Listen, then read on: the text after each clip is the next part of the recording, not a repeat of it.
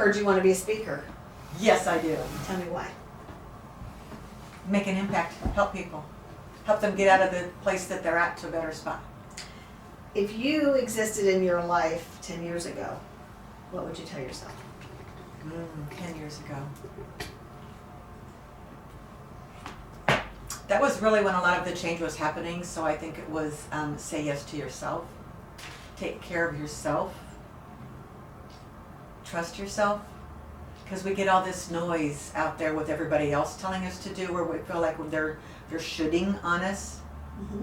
And as women, there's so many things that we carry, either mentally, emotionally, of responsibilities that we have, or guilt, or the should-haves, and pretty soon all those things that we put on our back and carry become really, really, really heavy. They do. How do you put it down? You start saying no. You start taking time for yourself. And a lot of times just even rearranging your priorities and establishing what's your vision, what are your values, getting yourself in alignment so that everything and everywhere you're going forward is in alignment with where you really want to be, instead of what all the other peripheral stuff that the world or people are telling you what to do. And when you're doing that, then you're really in alignment with your true authentic self, and it reveals to the world who you really are, and they can appreciate who you are, but it also allows you to make more impact and help more people, and especially the people around you that you really love and care about. But it shifts it. So if money wasn't a problem, Mm-hmm. and you had all the time in the world, Mm-hmm. what would you teach on? What would you speak on? What would you train on to make an impact? What would be your passion? I would teach people to live with intention, to look at life as whole 360, rather than just showing up for work, showing up for your business, and going home and taking care of the kids and rinse and repeat and rinse and repeat. We take so much time planning our vacations because we need our vacations, Mm-hmm. but what if you took a fraction of that time and planned your life? Because tomorrow's not promised. I had friends from high school that were so excited to retire. They bought a camper. Next thing you know, he's got cancer, and 6 months later he was gone. We never know. And I think that intention is not only how we as adults want to live our life, but also thinking with intention, how do we want to raise our kids? We're busy getting them to school, we're busy getting them to activities, we're busy, busy, busy. But what does that look like in terms of quality of life together as a family? What does that look like with how you're raising your kids, how you want them to be as adults? And it seems maybe kind of strange and weird, but you look at it, young adults now, and there's a lot of things that they don't know how to do. Or they're wandering around aimlessly because they're not really sure what it is they want to do, or lack the confidence, or maybe have the anxiety. How many adults are showing up to work on Monday dreading that they showed up for work? Tomorrow's hump day. Can't wait for that. Oh, thank goodness it's Friday. Saturday here. Exactly. Yes. And imagine being able to show up to your business, to show up to work every single day, that you're full of joy. You're looking forward to it. You're laughing. You're having fun. Because all of that also releases all those endorphins that just make your whole spirit happy, and it lowers the nervous system. It lowers all the cortisol. So whether you're trying to lose weight or you need your mental health, all of those things, because running your life on busy and on stress is just raising your nervous system. It's on fight or flight mode, and that's not sustainable. And you're going to burn out, and you're going to crash. You're going to crash and burn. Absolutely. So when did you get your identity back? Because you lost it for a while. I got it back when there was a milestone birthday and my dad passed away. What did that look like? What made you say, I'm going to get it back? And then when did you know it was back? Or not even back, who you became? I knew it at my dad's funeral. Mm-hmm. When I looked at everything I'd given up for my business, everything I'd given up for my husband, and I was empty on the inside, and I was stressed out, and I wasn't happy. And I looked at all of these friends who showed up that I hadn't seen in months or years for my dad's funeral, and I looked at all those things I had given up and how I had lost me because I was so busy serving others, not only because my marriage wasn't healthy, but also it was just the stuff that we women do as moms. I can handle it. I can carry it all. I'm acting like I can handle it. And we're like that calm swan or duck on the water, and on the inside, below the surface, we're just paddling like crazy. And not going anywhere. Exactly. And not feeling happy on the inside.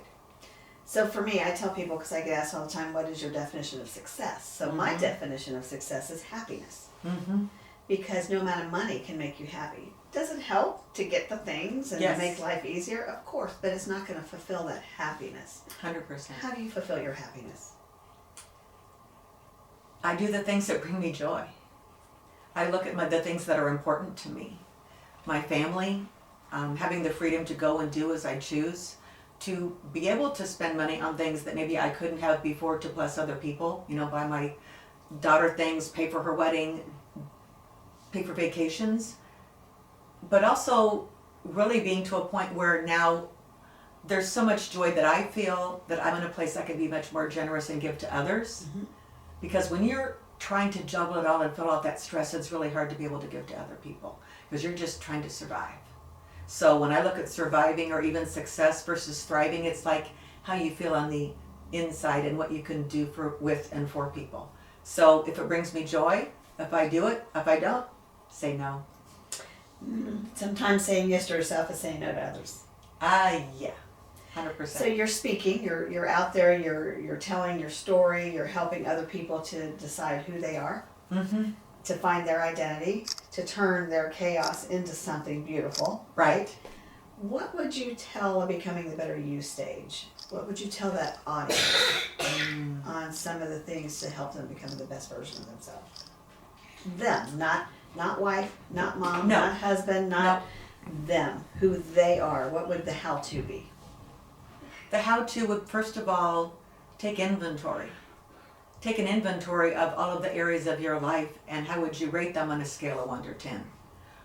Are they all 9s and 10s, or are they 1s and 2s, or somewhere in between? Because you have to know where you're at before you can get where you want to go. Very true. So if you took inventory, like, where am I? Where are the parts of my life that I don't feel like there's joy, that I'm happy, that I'm dissatisfied? And it could be everything's out of kilter, or maybe some of those things, but take the inventory and then look at what is that one thing that's really bothering me the most, and what can I do to change that? And most of the time it's saying yes to you,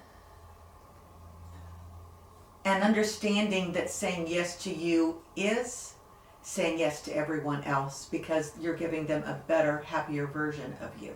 You can be present with them. You can be relaxed instead of in that high stress mode with juggling all of the things. Your kids can be talking to you and going, Mom, Mom, Mom, and they're going, what? I actually saw something on Facebook one time. They were sticky notes about what kids thought about their parents. Oh, wow. It was scary. I don't think my mom ever wants to be with me because she's on the phone all the time. Mm-hmm. I do things differently. I act out so my mom will pay attention to me. And I don't think that parents want to be that way. There's just a myriad of things that got them to that place, and it's time to flip the switch. I like that. So when you're talking about flipping the switch, there's all this stuff out there about me time, self-love. Mm-hmm. It's all about me and what I want. How is that a balance between being selfish and actually needing the time to revamp? Where is that thin line? I don't think it's me time because I'm going getting my nails done and because I'm getting massage. That's just maintenance. I think that when I think about that, it's that I have 5 or 10 minutes or maybe 30 minutes in the morning that I can just sit and go, breathe first thing in the morning, have my cup of coffee. I love looking at the sunrise. Looking at the sunrise in the morning, and I just journal out. I'm talking to God and telling him how grateful I am for my life. I'm writing my gratitudes down. I'm maybe praying for other people. I'm asking for him to help me during the course of the day and bless the interactions and the conversations I have. I'm getting myself centered. And how I help people understand why that's important is I put an analogy in. I love to watch sports. I love to watch football. If you think about players that are walking down the hallway, they're getting off the bus, they're doing this stuff, they're in the zone. They're in the zone, thinking about the game, all this stuff. They're not listening to any of the outside noise. They're getting in the zone to be at their peak performance when they play that game. That's all I'm suggesting. Get yourself in the zone first thing in the morning. Because when you're in the zone and you're calm and peaceful, then you can handle all the stuff that comes at you during the day with the kids or whatever, because when you're in a peaceful place, you can respond much differently than when if you're already elevated and angry and irritated, and then Very what's true. going to happen. What you say and how you act and your body language is all different. Mm-hmm. You're right. So you're still healing yourself. Yes, I am. Let's talk about that. Mm-hmm. I think the healing is eliminating a lot of the deserve level of being in a position to feel like there's a message that I need to say to people, but being able to be seen and heard, and trusting myself that I can deliver what is the best for that person. It's eliminating some of that subconscious self-talk that says, do I deserve this? It's the imposter stuff once in a while. Doesn't creep up like it used to. But a lot of it is, I finally feel like I have my chance to be able to serve the world in a way I've been wanting to do for over 20 years. Oh, that's beautiful. That's beautiful. Beautiful. And sometimes some of the best speakers are going through it at the time they're on the stage. And so they're walking you through the process of what they're going through right now. And I think that that is going to be a tremendous asset for your audience because you're doing it with them. I've had mentors that have mentioned that. That's like whatever you're going through, one, you're going to learn from it, or you're going to be able to teach others. And I think the other thing is that it also gives people hope. They're like, oh, man, I'm not the only one. I thought it was just me. Yeah, they need to see that this is real stuff. This is things that is going on it's going on in your life, it's going on in his life, it's going on in her life. Yep. And we need to be seen. We need to let people see that it's okay to have some issues because we all have them. Nobody's perfect. Well, and social media has put us in a place where we don't always create the community. We put the mask up to look perfect, and social media makes it look like perfect, so then we compare our worst to everybody else's best. Then we've got this mask up. Networking events. Hi, how you doing? I'm great. How's the business? Oh, it's fabulous. Yeah, I was lucky I paid the rent this month. I'm fabulous. We've got this mask on and pretending instead of getting down to earth and being real. John, hand me that right out there on that bookshelf. You see it on the top? Turn to your right. There you go. Yeah. We live in these. Yes, we do. We just came out of COVID where we had to wear a mask. Yes. Had to wear a mask. But we still live in this. Yes. Because it hides. Yes. That's called a mask. When you have a cold, you take medicine, and what do? We mask the symptoms. Exactly. The cold still has to run its course. Exactly. Yes. So as a speaker, you have to let them run the course to get better, which means it's one step in front of the other. It's one realization in front of the other. It's one healing piece at a time. Yep. And practice, because you're never going to have the perfect speech. You know, you cut yourself, what happens? Yeah. It heals. It does. But what happens if I hit you on that again? Or you fall and you Oh, it's going to sting a little bit. might break back open. So the healing is going to be longer and different for everybody. And probably how willing they are to face the healing.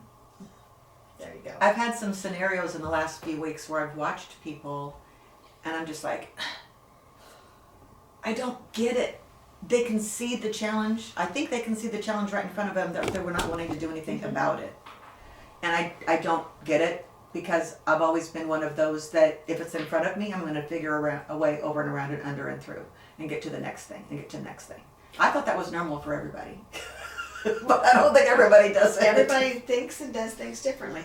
So what is your advice to somebody that's going through that deep, dark thing right now? And that's different for everybody too. What might be light for us might be heavy for somebody else. Right.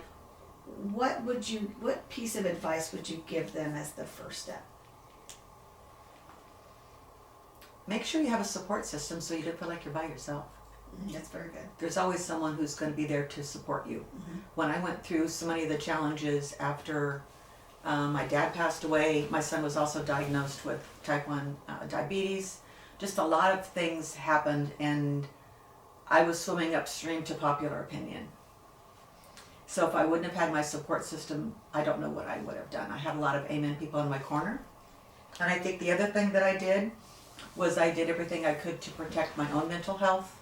I was writing down the things I was grateful for, because no matter how dark the situation looks like, if you started writing down the things you're grateful for, Makes a difference. there's things that are there. It's just giving you perspective. I like that.